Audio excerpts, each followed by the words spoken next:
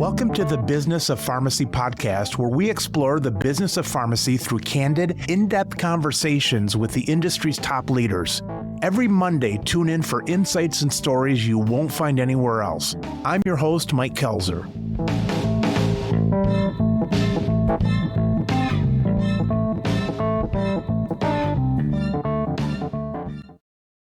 Antonio, Benjamin, and Luke, for those who haven't come across you guys online, introduce yourself to our listeners. My name is Antonio Ciaccia. I am the president of 3 Axis Advisors and the CEO of 46 Brooklyn Research. I'm a drug pricing nerd for a living. I'm Benjamin Jolley. I'm a pharmacist. I live in Salt Lake City. I run a consultancy called Apex Pharmacy Consulting, and I am a senior fellow for healthcare policy at the American Economic Liberties Project. I'm Luke Slindee. I'm a second-generation pharmacist from Minnesota, and I'm particularly interested in how market power affects the pharmacy industry and anti-competitive business practices.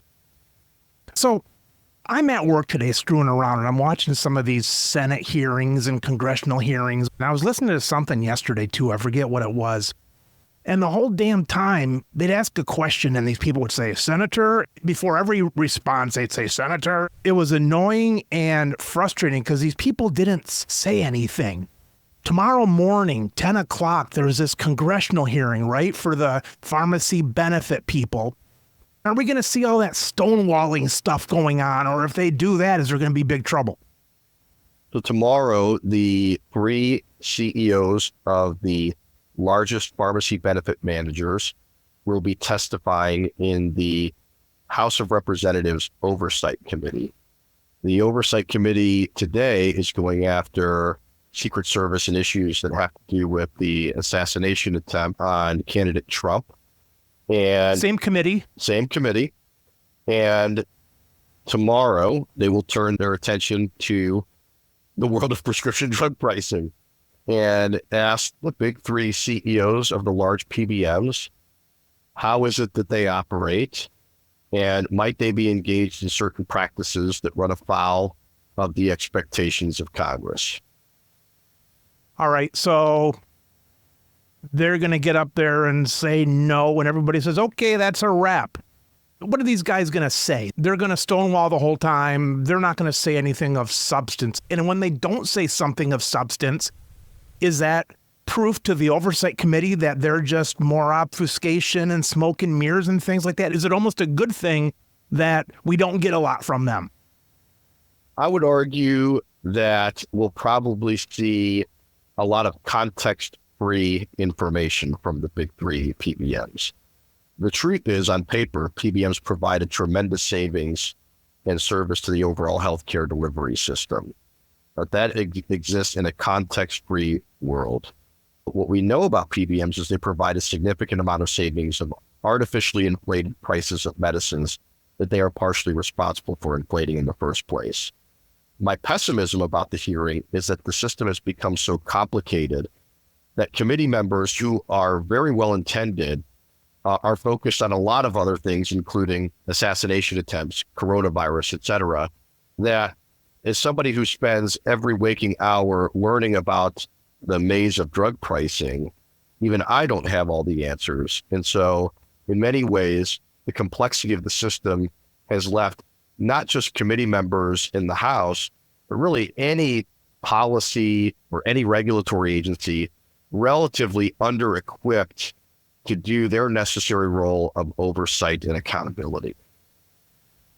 Do you think that if the average independent pharmacy was thrown into that role to ask questions of these 3, might they do a better job? Or where would you rate these Congress people in relation to the average knowledge of an independent pharmacy owner? This is Luke. I would say that obviously the independent pharmacy owner is going to be able to ask more nuanced questions than your average House representative. But that being said, given the amount of interest on this subject, I'm guessing that many of the representatives tomorrow will have done a decent amount of preparation in the lead up to this hearing and will likely have solicited questions from independent pharmacy owners. And so my suspicion is that you will get lots of questions from representatives where the questions have been either written or influenced by pharmacy owners. So that's my hope, at least for the hearing. We're going to be sitting here with the anticipation of what's going to be said and all this stuff. And I always relate this to like judges in courts. Like it's always a lot of emotions for the people going after these things, but it's just another day for them.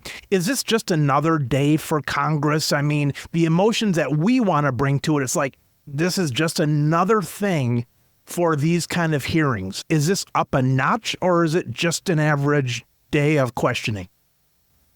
That's a good question. One of the things I learned since I took this job at AELP is that, so you mentioned judges and it's like just another day for them. Judges are faced with the same exact problems as we're describing Congress people as having, where, you know, they do not have specific expertise in the area that they're asked to adjudicate most of the time. But they still do it. And basically anyone who follows the courts for long enough knows what a friend of the court brief or an amicus brief is, where an interested party that's not actually either of the litigants can just say, hey, judge, here's some information that you might find useful about these companies or about the context here or whatever. One of the things that I did not realize happens, but apparently happens all the time, is that interested parties can just email the Congress people and their staff and say, hey, here's some information that you might be interested in. And so in the lead up to this oversight hearing, I actually worked with my team to write a little policy brief for the Congress people that says, here's who CVS is, here's who United Health Optum Rx is, here's who Cigna/Express Scripts is, here's how much money they make, here's what kinds of things they do. And here are some questions you might want to ask them. And I didn't realize that this was a thing before I took this job, but I've written like 5 of these briefs for different committee hearings now, and I feel pretty darn good about the one we wrote for this particular hearing. We wrote some rather pointed questions that I'm hopeful that someone on the oversight committee will actually engage with.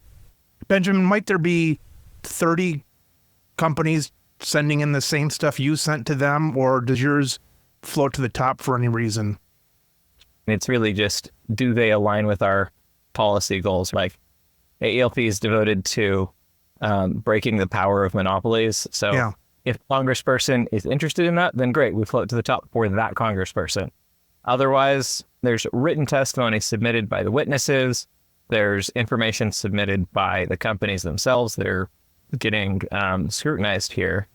Like, for example, CVS put out a response to the FTC's interim staff report on their 6B study that was context-free, I think, to borrow Antonio's phrase there. We're looking at the big 3 tomorrow. Is there any 4th or 5th that are kind of wiping their brow thinking that they didn't have to be there? Or is this oligopoly of these 3? Is this like far and away the only 3 that you need to talk to in this thing? In general, I think that there's probably like a plan like Humana that is happy to not be there. Yeah, but I think it's important to remember is that we think of PBMs as PBMs.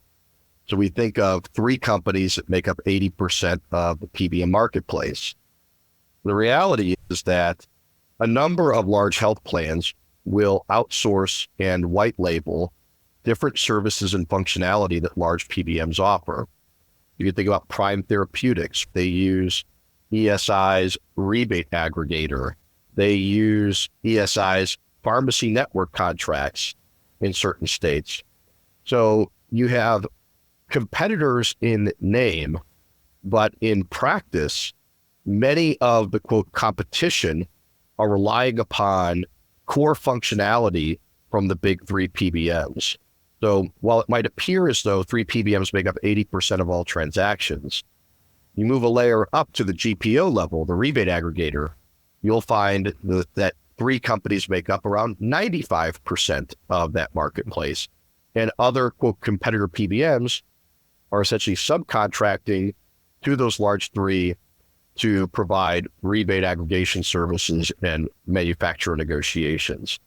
So, yes, we have a number of, quote, logos who are probably happy to not be part of it.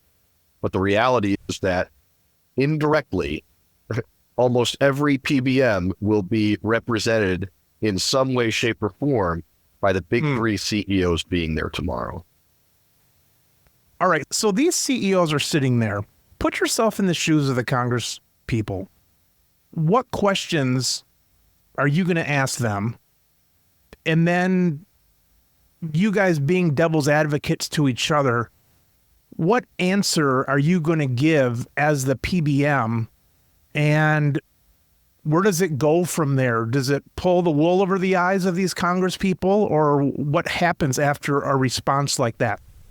For me personally, I am obsessed with the concept of price discrimination. And just to be clear about what that means, it's an economics term that basically means that a seller of something will charge different prices to different buyers for the same exact product.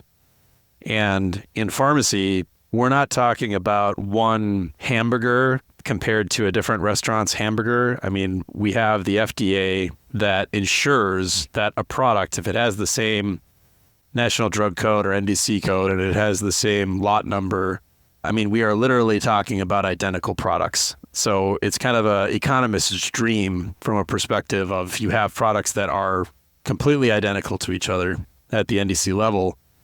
And yet we see all these situations where there are so many different prices being charged for the same product. And so I personally believe that a lot of the power that PBMs wield simply come from the fact that there is so much variability and so much price discrimination that exists around the pricing of prescription drugs. And so that's where I would generally try to place my focus, would be to ask probing questions about exactly how that process of price discrimination works. On the brand side, it would be focusing on the system of rebates that exist between brand pharmaceutical manufacturers and PBMs, rebates that are paid in return for formulary placement and things like that.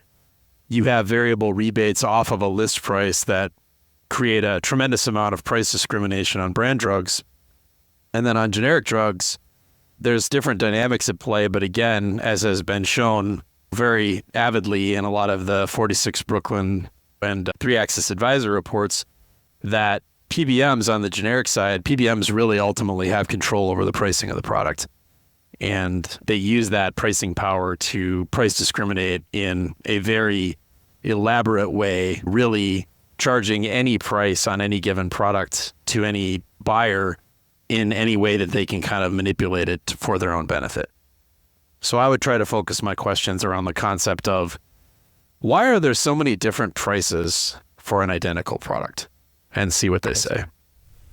In the FTC's interim staff report, it has been reported that some PBM, that each of you maintains over 100 maximum allowable cost lists, and one of you maintains over 10,000 such different price lists. Why do you have so many different price lists? That would be a great way to address, especially on the generic side. How are they going to answer that? Well, I think it's kind of hard to reconcile an answer to the question with the rhetoric that PBMs put out. Right now, if any of you that have been to Washington, D.C. at any time recently, you'll find advertisements that are being ran by PCMA that say drug companies and drug companies alone set and control prescription drug prices. If we believe that to be true, that only drug companies are responsible for our end drug pricing experience, then theoretically, there should be no such thing as multiple prices. Furthermore, PBMs say that they work to achieve the lowest cost possible. We released a study today at 46 Brooklyn where we were examining prices of medicines in Medicare Part D. As an example, you will find CVS Health as a parent organization of many plans in the Medicare Part D program. Within all the plans that CVS Health manages for generic Gleevec, or imatinib mesylate, as the generic is known, CVS Health has created 597 different prices for that drug.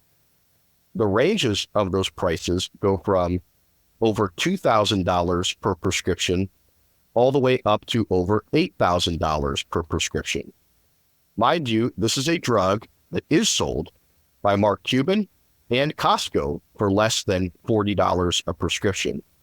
So not only are you seeing them set 597 prices for something that somebody else is selling for $40, arguably CVS Health has the most leverage in the marketplace to negotiate a, quote, fair deal.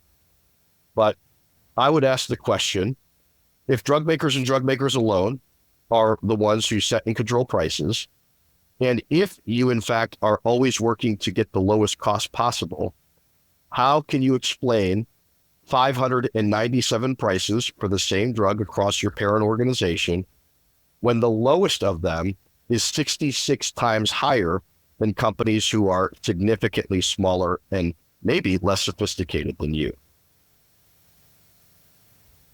Antonio, carry that out one step further of why are they doing that? And you and I have talked before. Why do they have so many different prices? I can only speculate because I don't know the internal reasons and rationale for why they would do such a thing. What I do know about publicly traded companies is that it is incumbent upon them to be efficient. And when you think about what an efficient administration of pharmacy benefits look like, I think it begs a very logical question. Is it more efficient to run thousands of price lists relative to one? I think that answer is very straightforward, that it would be more efficient to have one price list. So then it begs a second follow-up question, which is, what sort of economic return is there for doing something in such an inefficient way? And I think the answer becomes pretty obvious, is that it is more financially lucrative to the enterprise as a whole to maintain a disparate pricing experience and a moving target of price, such that the ways and methods with which are used to set a price are less straightforward and subject to traditional forms of competition. I'll throw another question to ask a PBM. Brand pricing. Brand name reimbursements to pharmacies for the last several years have been substantially below the national average drug acquisition cost. Brand name drugs do not generally contain meaningful off-invoice discounts to pharmacies. And so when a PBM offers a contract that is below NADAC, they are knowingly underpaying that pharmacy. And so when I look at this last week, CVS Caremark pushed out a commercial contract for next year that says NADAC minus 1.25% for brands. Another contract is Express Scripts put out a contract that says for this year's Medicare plans that says AWP minus 26.3%. Contextually, NADAC is AWP minus 20%. And so my question then is, for the CEO there at Express Scripts specifically, or any of the rest, but specifically Express Scripts, is why do you offer pharmacies contracts which normalize counterfeit drug prices? The price AWP minus 26.3 is not a price that is obtainable from any wholesaler or any business. You can maybe get that price once for a single drug when you buy it from another pharmacy in the gray market. You can maybe get that product once from some wholesaler who's trying to offload product. but it's not possible to have a consistent supply agreement that is at that very low price point. And so that makes pharmacy operators vulnerable to this concept that, because everyone assumes that PBMs set prices based on some kind of survey of the market. And so if I'm paying a pharmacy dramatically below actual acquisition cost, when some counterfeiter comes to them and says, "Hi, pharmacist Steve, I have this product for AWP minus 30%. Do you want it?" The pharmacist is going to say, "This is where they got that Eliquis reimbursement from. It's from this company. Yes, I'll take 5 cases, please." Little do they know that it's not Eliquis that they're buying. It's a bottle filled with effectively sawdust. That to me is the core issue. So why do you normalize counterfeit drug pricing through your contract negotiations with pharmacies? Mike, you had asked for how somebody might respond. I'll tell you how they should respond, but probably won't, is that the proliferation of 340B and contract pharmacies has created a new normal in the marketplace. So Ben is correct that your typical wholesaler and your typical retail pharmacy would never be able to purchase the drugs, at least at a sustainable rate, relative to the contract terms that he just delineated. However, what is happening is that there are a number of pharmacies that are able to purchase drugs for pennies on the dollar through the 340B program, whether they are a health system acting as a covered entity or a contract pharmacy working on behalf of that covered entity. The truth is that the 340B program has grown so much and has created such large financial windfalls for those that are participating, is it is creating a new normal in the pharmacy marketplace, such that the marketplace in aggregate is going to be tolerant of such unsustainable rates. However, that aggregate look at the marketplace is really a tale of two worlds. Those that are living in a fictitious reality relative to others, where they're buying drugs for really low rates and selling them at super high rates and getting the benefits of those spoils. And other pharmacies are not getting proportional access to the 340B program and thus are on the opposite end of the spectrum and are struggling significantly. The reason that you won't hear PBMs talk about that tomorrow is because PBMs themselves make a tremendous amount of money off the 340B program and aim to protect it in the way that it is built today. Let me just give you a synopsis of 340B, and let me see if I've got this. I thought the 340B was sort of to spread the good will or the benefit of the hospital to areas where there might be indigent people that can't get the health they need, and it sort of gives a little bit of a governmental help to people that maybe couldn't get this stuff otherwise. But it's like a lot of federal programs, it's gone astray and people are abusing it. Is that even close? I think the 340B program is providing the positive value that you describe, is that these hospitals and these hospitals directly and indirectly through their contract pharmacies are getting massive amounts of financial rewards, with a lot of those dollars being invested in care for those who otherwise would not be able to get it, without question. I think that it is accurate to say that there is some waste in that program, but let's just pretend as though there isn't, okay? So what I'm saying is that if you are a pharmacy and you're able to act as a contract pharmacy on behalf of a covered entity, the financial rewards are plenty. We have a public-facing 340B contract with a large chain pharmacy that shows that pharmacies can get $65 dispensing fee and 15% of the gross cost of a medicine in exchange for every bounty that they provide to a covered entity. Mike, you've been around pharmacy for a long time. There ain't no $65 dispensing fees out there, and you're not getting 15% of gross cost on top of it. Our research shows that pharmacies are lucky to get about $10 in margin per prescription. And what you can see within 340B is that $10 can quickly turn into hundreds of dollars in margin for those that are getting access to it. As a result, if you have the benefit of getting a part of that, again, your tolerance for aggressive brand payments will be different than other pharmacies who are not getting access to those monies.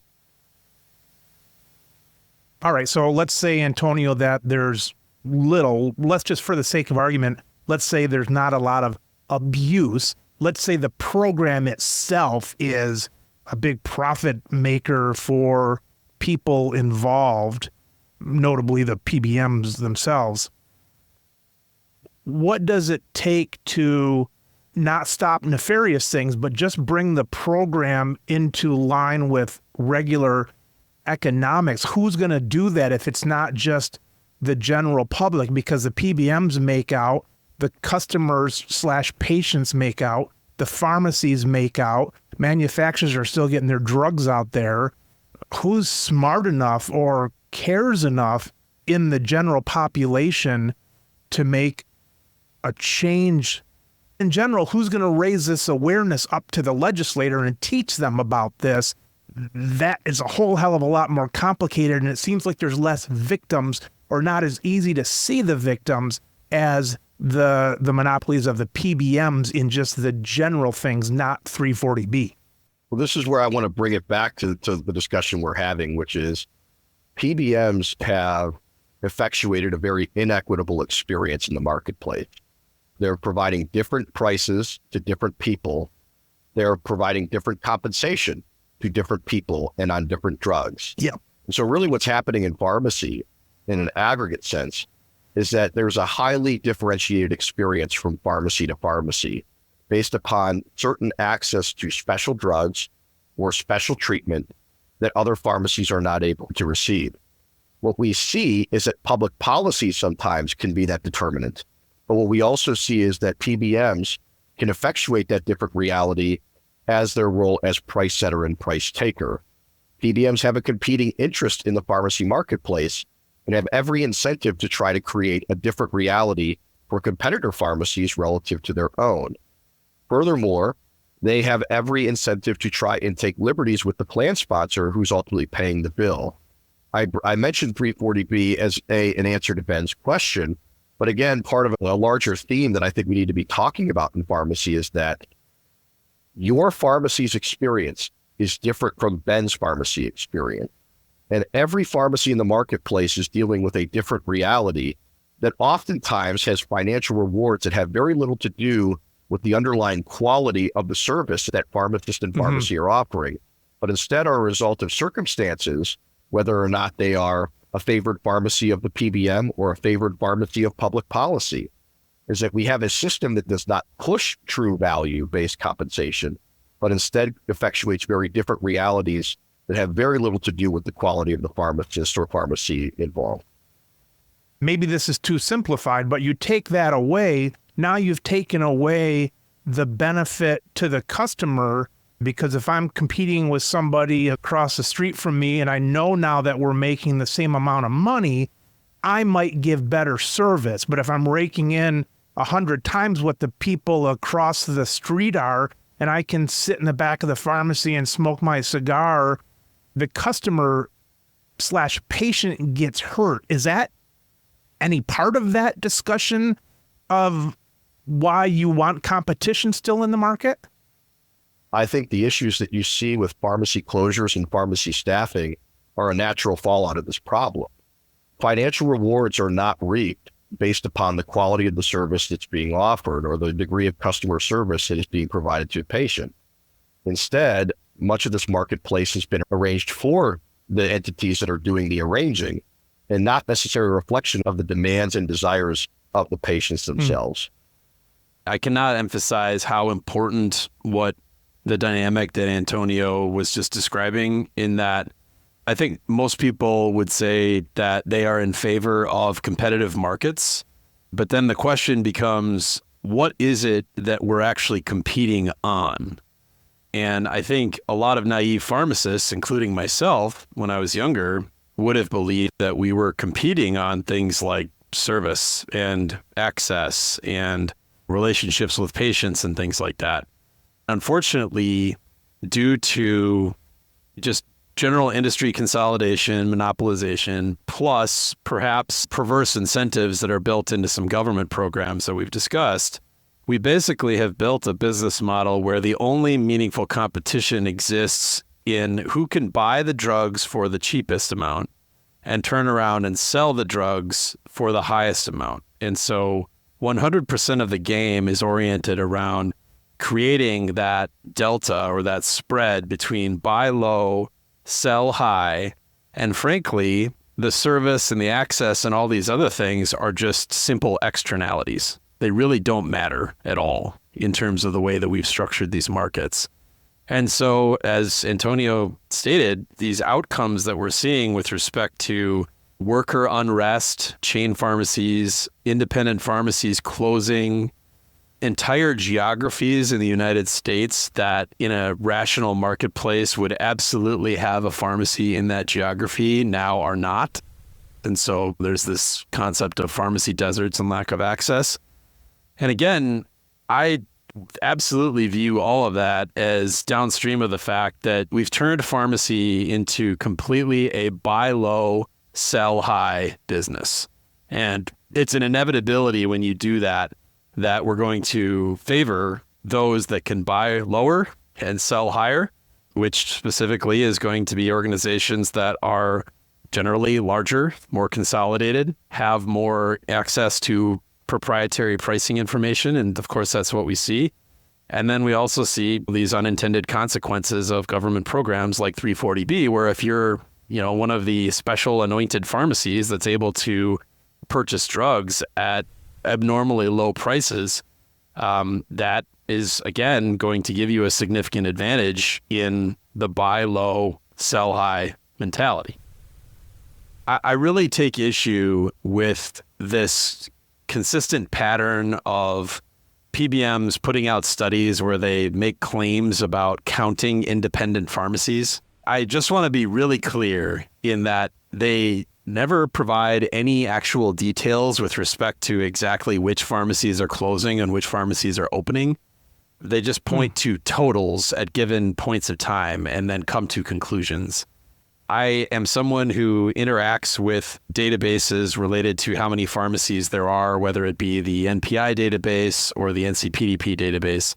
There is this phenomenon related to 340B that we mentioned earlier, where there has been an explosion of the increase of pharmacies that are owned by 340B covered entities.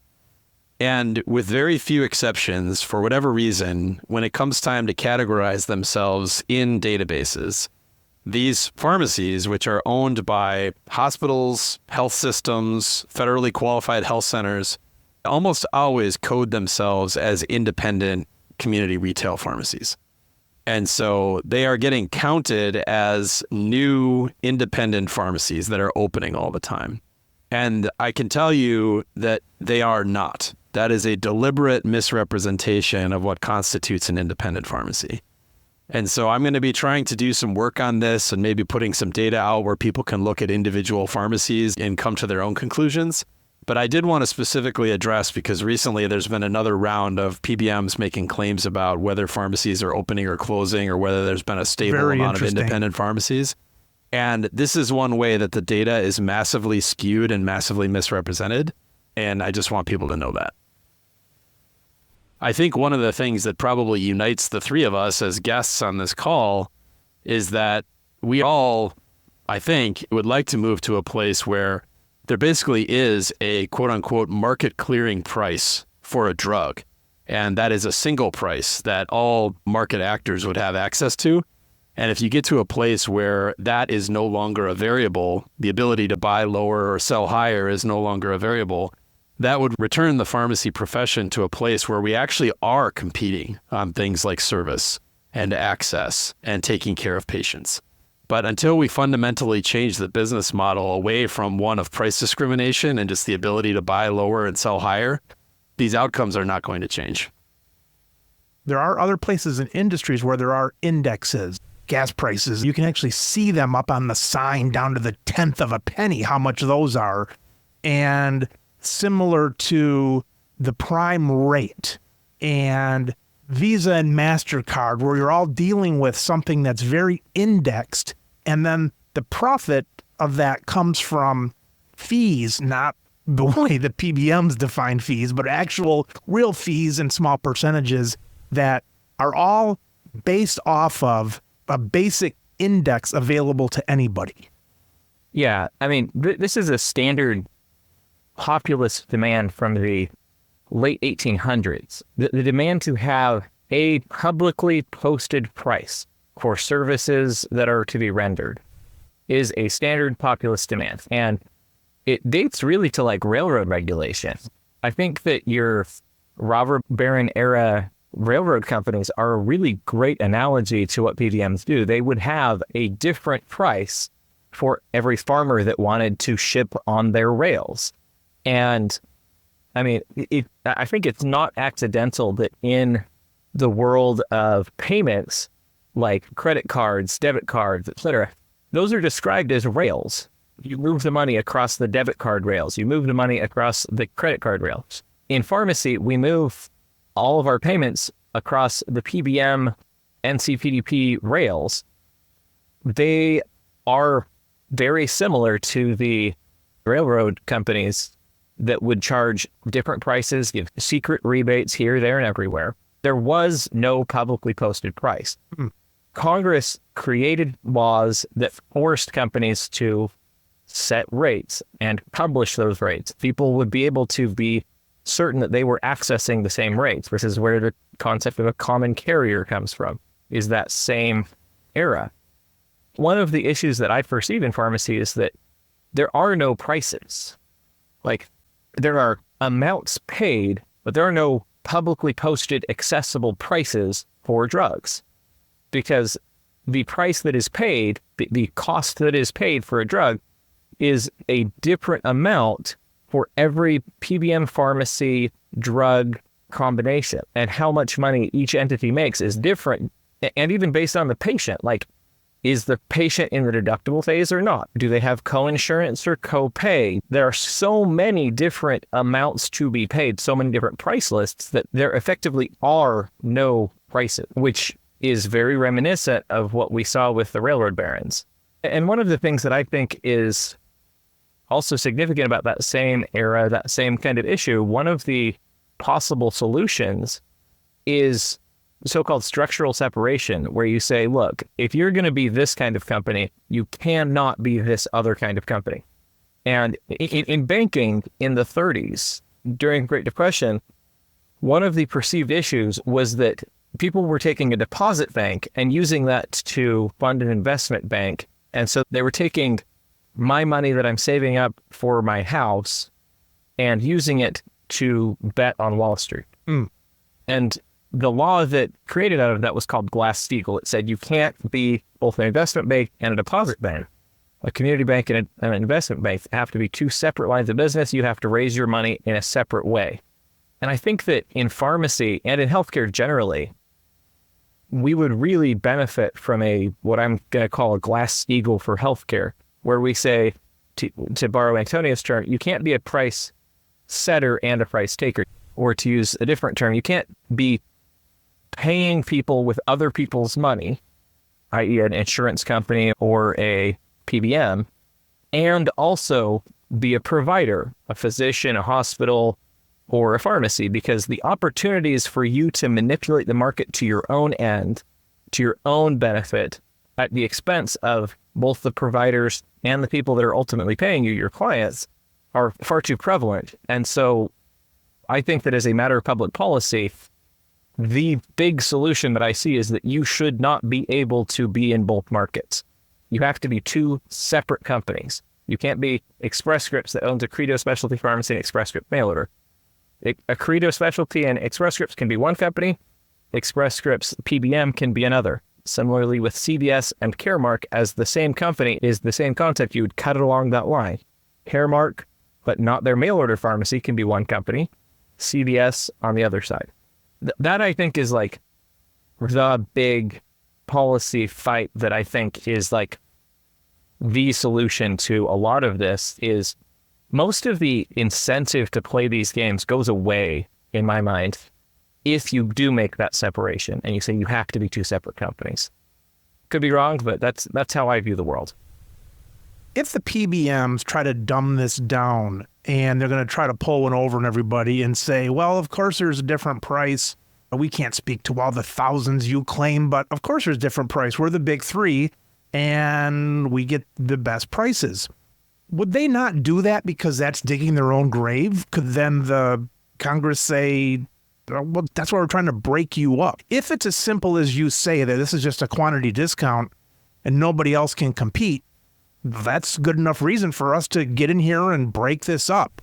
I don't know if I have a good answer to that question, Mike. I think it's important to consider that there are multiple factors that have resulted in the marketplace becoming the way it is today. Market concentration, at least at a horizontal level, is not the only problem. It is a system that has been enabled in many ways by public policy failure, but also a lack of transparency, which one could argue is also a public policy problem. This marketplace is not operating in a functional way because there is not equitable communication on both sides of a transaction between the underlying value of what's being bought. Let me explain. In the stock market, we have brokers. You can go to a broker or somebody who helps manage your stock portfolio, and there are buyers and sellers on both sides of a transaction. The market works because there is an underlying truth to the value of the underlying commodity that's being bought and sold. And that value is known on both ends of the transaction. Brokers are not volunteers. They get paid, and they get paid a transparent markup. They have different fee schedules, but regardless, their compensation is not buried underneath the underlying value of the commodity. The stock market only works if there is trust on both sides of what the value is of the stock that is being bought and sold. Look at the drug market. We don't operate that way.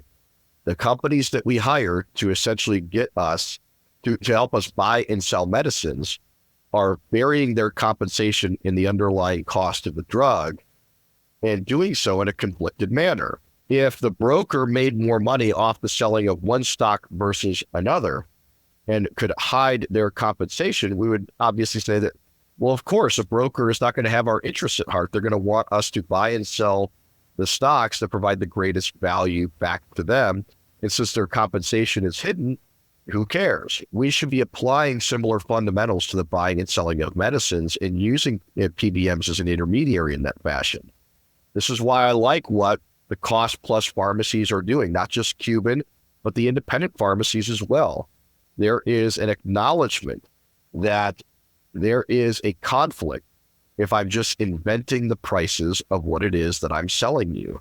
And since nobody knows the real price of a drug, it is obvious that a pharmacy could take liberties. And one could argue in the past pharmacies did. But you have folks like Nate Hucks at Freedom Pharmacy. You have folks like Kyle at Blueberry. You have folks like Cuban who are saying, I bought the drug for this price, and here is how I will derive my compensation on top of it. If PBMs, as they exist today, were to adopt similar philosophical approaches to the pricing of their goods and services, I would argue it become a house of cards for them, that employers and government programs would have a much better understanding of not just the cost of what it is that they're buying, but the incentives that are driving their vendors' behavior. With a clear understanding of those things, the purchasers are better equipped to navigate the marketplace. When you say that, Antonio, it kind of makes me think of like buying my car insurance. Term life maybe is easier because either you're dead or you're not, but the car insurance, it's a little bit murky. Are they going to cover this or not? And then if you get this, you might get a better estimator coming out. And there just seems to be a lot of moving parts. And I think that is gradually going away with a lot of these internet places. You can buy car insurance with a push of your thumb on the phone. I think that's getting better, but that's because it's getting more clear, I think. The more complex the sale of something is, the more advantageous it is to the seller. I'd like to make a plug for a magazine called the American Prospect, which has been around for a long time. And they put out a special issue in June of this year, specifically just about pricing. It is a whole issue just elaborating all of the ways of what Antonio just said, that the more complex you make the financials around a transaction, it's always going to create an informational asymmetry and benefit the seller at the detriment of the buyer. And that issue of that American Prospect magazine does a fantastic job of cataloging all of the different ways that mindset is now, unfortunately, escaping out into the wider economy, right? Like, we are very used to all of this pricing awfulness and subterfuge within the pharmacy space. But instead of, unfortunately, pharmacy getting better and moving more towards normalized public pricing, the rest of the economy, unfortunately, is actually becoming more and more like PBMs. And so you can look at things like Uber surge pricing or junk fees or what they're now calling personalized pricing. The one that fascinates me the most is that McDonald's is now trying to get as much of their transactions as possible to facilitate through your smartphone app. And so if you're placing your order at McDonald's via your app, as opposed to looking at a menu that is either in the drive-thru or above the workers' heads on the inside, number one, that allows them to capture all kinds of information about you that would allow them to make more nuanced decisions as to what price they want to charge you.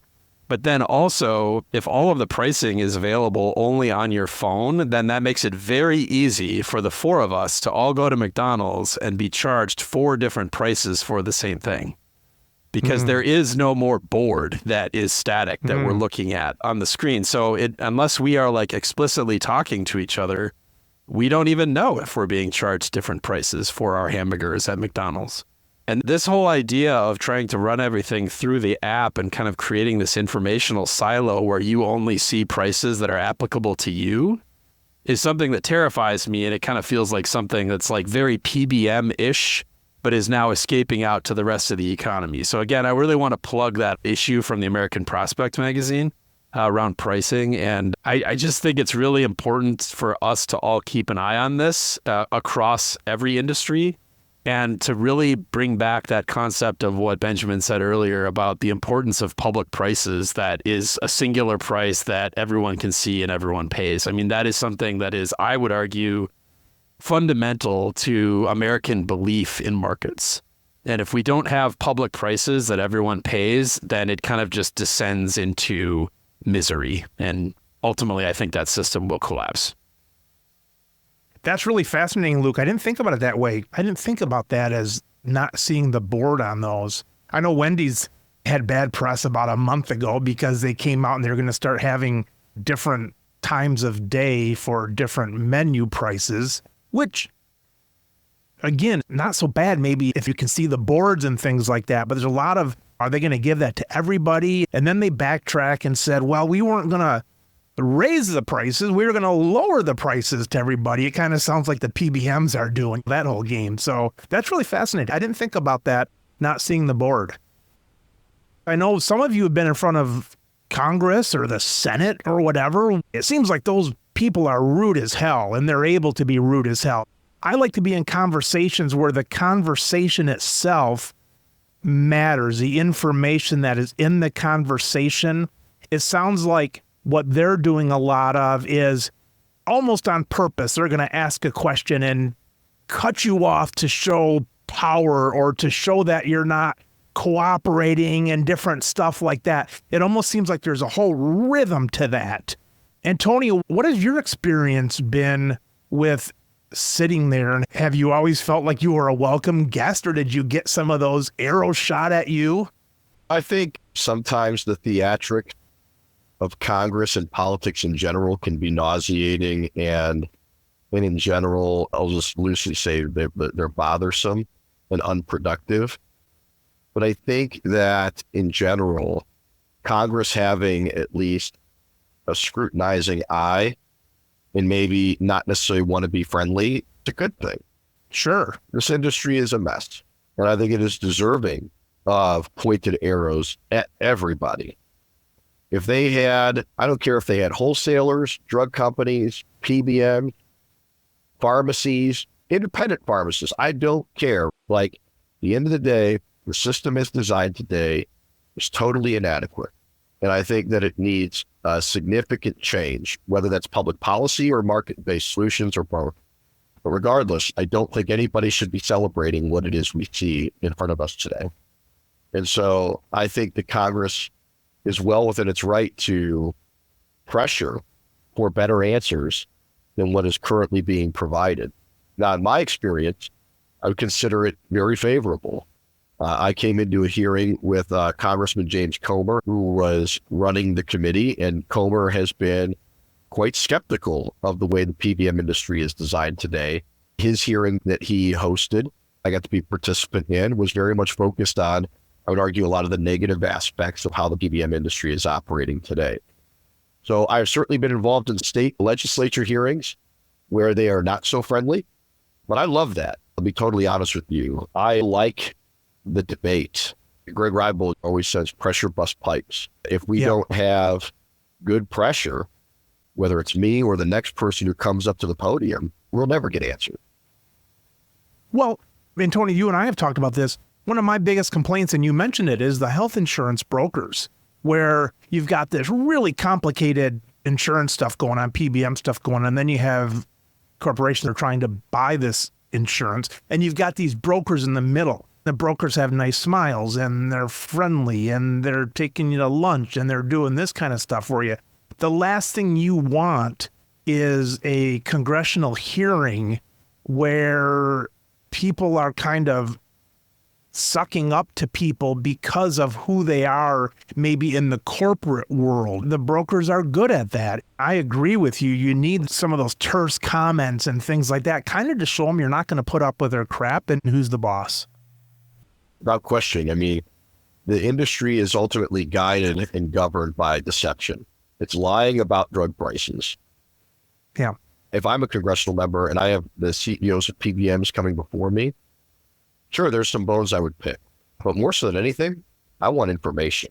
PBMs are the only ones that have complete information around the underlying costs of drugs. They know the rebates. They know the pharmacy UNC. They know the negotiated amount with the manufacturer. They know the negotiated amount with the pharmacy. They have their own pharmacies. They know how much it costs to inventory a product. They know how much the patient gets charged. They know how much the employer gets charged. They live as the nucleus of our transaction. And so, scorn to the industry aside, if I had the opportunity, right, and I had truth serum in the CEOs, I would look to them for answers. The problem is, I think in general, they don't want to provide them because ultimately answers lead them not just to PBM nefarious deeds, but to the nefarious deeds of everybody. But they won't answer because they'll get swallowed up along the way. And be clear, every member of the drug supply chain would operate the same way in a congressional hearing like that. As long as they get through unscathed, who cares how much information is shared? The top priority of anybody who's hauled before Congress is to get by unscathed. And so regardless of how much information they give or don't give, their top priority is to avoid the blade. Success for them will be judged by how easily were they able to walk out of that hearing without any bumps or bruises or anything that could compromise the way that their business is operating today. And again, that's not just true for PBMs. It's every member of the drug supply chain. They will be judged based on how well they can keep their secrets. Judged by the shareholders. Yes. Hide stuff that is not best to be out in the public. I've told you this before, Mike. With mystery comes margin. Maintain the mystery, maintain the money. I'm not going to pick on those three, but do you think people lie when they're in front of Congress? Or they don't have to lie by just saying, we'll get back to you with that report and we're still studying that kind of stuff, where they are not offering all the truth? Do you think lying in front of these congressional hearings happens quite often? Well, I know I've heard lies in hearings before, but in general, lies do not rule the day. Mike, I have 4 kids, which is a fraction of the amount you have. When I go to my kids, and I ask my 7-year-old Marco, did you hit your brother? He said, no, I didn't. And then you find out he kicked him. So there's lying in the real sense, and there's lying in the conveniently leaving out information or a context-free response. in my experience, watching members of the drug supply chain get hauled before Congress, what you get are partial answers or answers that aren't answers, but instead move to a different topic. Again, because this stuff is so complicated, it can be quite easy for anybody in the industry to navigate around pointed questions. I guarantee you'll hear a lot of that tomorrow. And you'll hear it a lot more in the future. And you'll see it more in the press releases that everybody sends out after the hearing. Again, not just PBMs. Every advocacy group specializes in this theatrics of how to put pen to paper such that they can make everybody else look rotten and making themselves look perfect. I just wanted to talk about how much I appreciated the metaphor that Antonio has presented previously around the concept of the puzzle pieces, and theoretically no one has access to all of the pieces of the puzzle, but the game is won or lost based upon how many of the pieces you have. Mm-hmm. And to follow that metaphor and to follow on what he was saying earlier, I mean, I don't know that I would definitively say that PBMs have all of the puzzle pieces to the given puzzle, but they absolutely make sure that they have more puzzle pieces than anyone else does of the overall puzzle. And so, again, it's really all about informational asymmetries and how that can be leveraged. With respect to the public scrutiny and the congressional hearings and things like that, I mean, I completely agree that every segment of the pharmaceutical supply chain has to own some dirt. It's not accurate to point to any one of them and say, it's these guys' fault. Unfortunately, we have a system where all of these different supply chain actors have co-evolved around each other, and they've all co-evolved around a very toxic dynamic. And typically, whenever there's any of this type of scrutiny, there's a lot of deflection.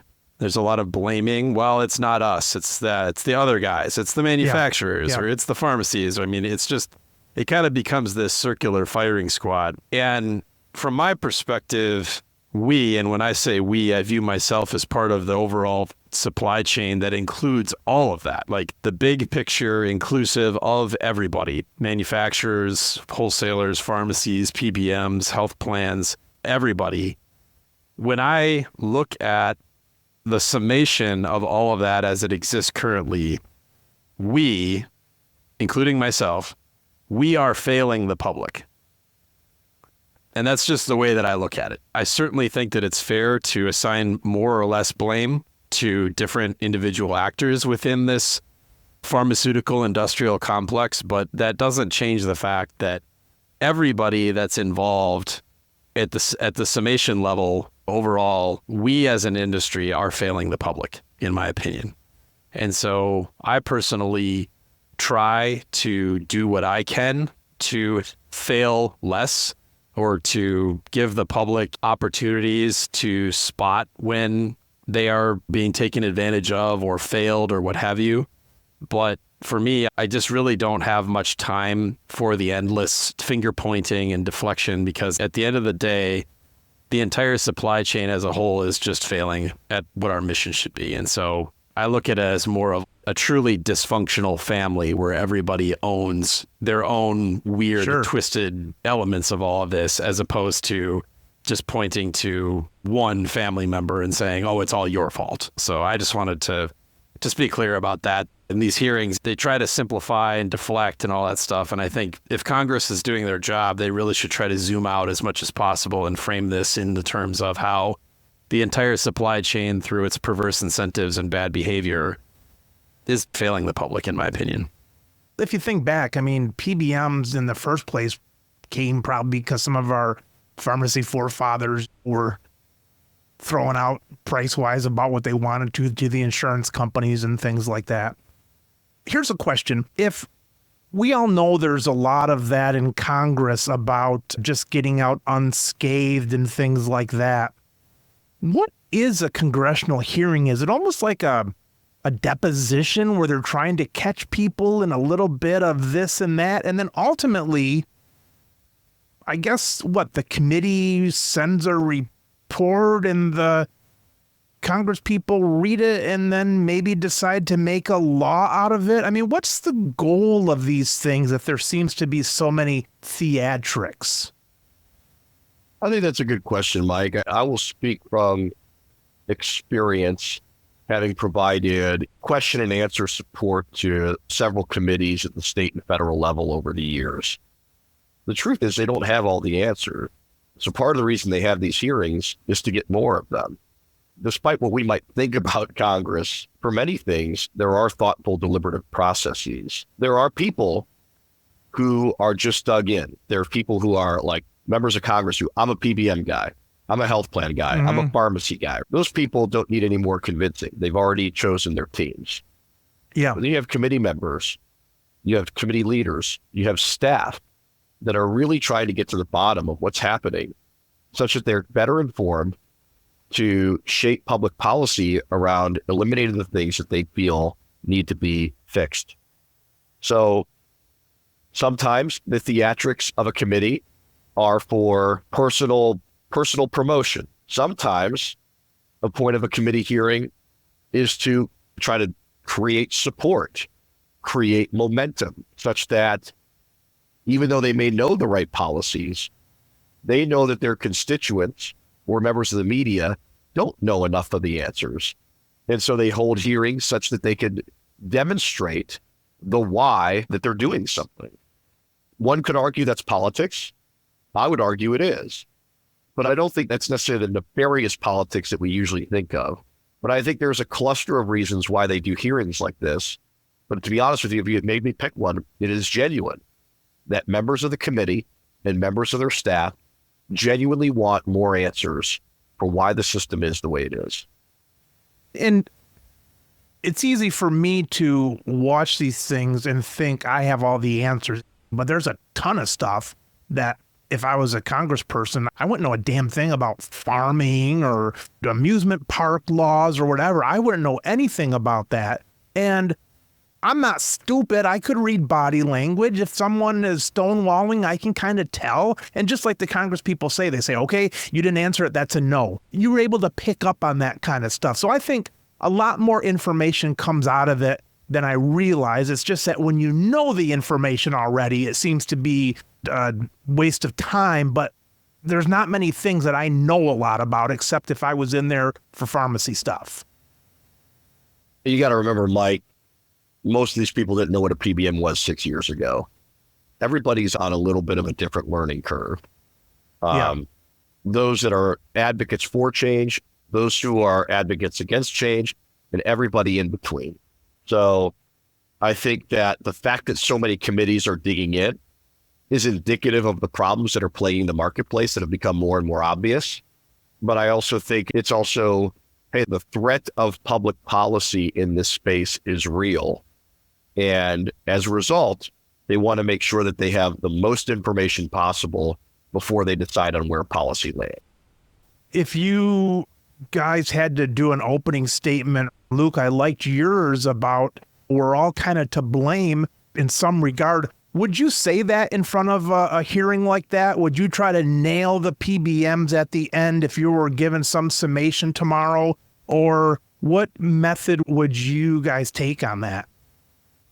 Personally, in my opening statement, I think I would focus mostly on incentives and how can we recognize the existing incentives that are currently in place and acknowledge how those incentives lead to the outcomes that we currently have, and then orient that around if there is a series of outcomes that really nobody wants or the majority of people really don't want, then we have to be introspective and ask ourselves, how can we reorient the incentives so that we ultimately achieve different outcomes?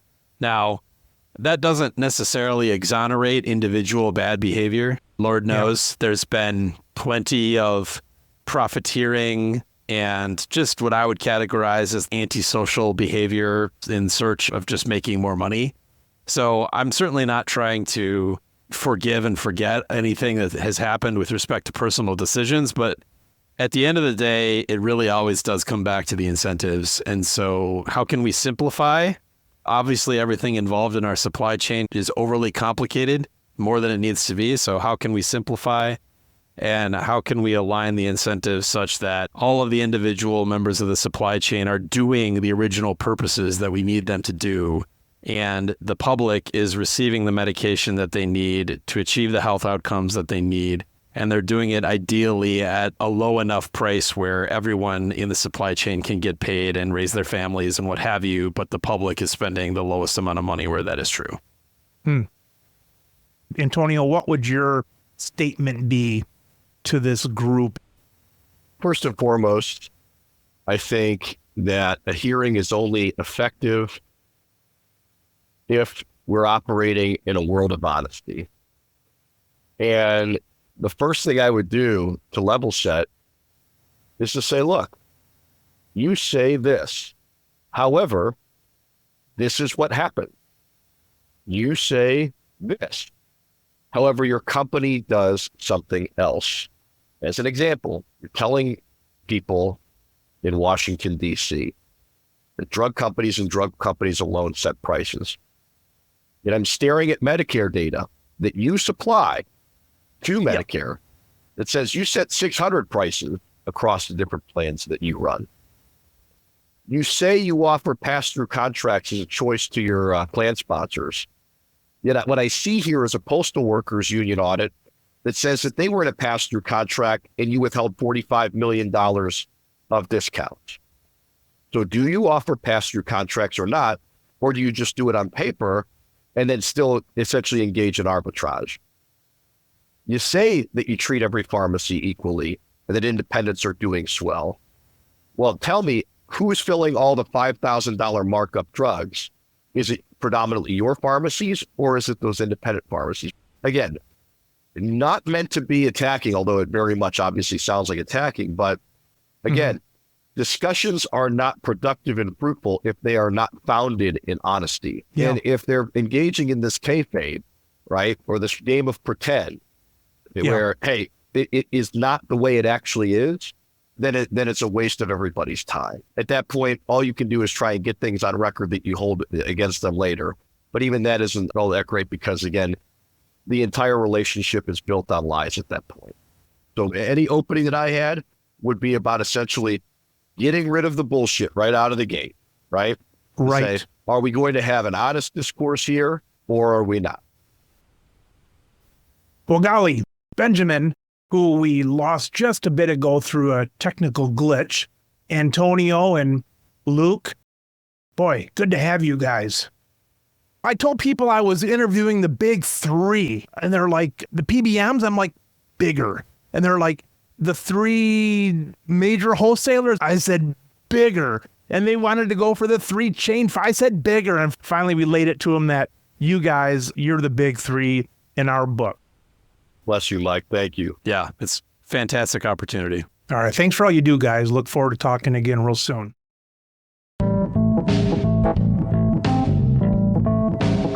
You've been listening to the Business of Pharmacy podcast with me, your host, Mike Koelzer. Please subscribe for all future episodes.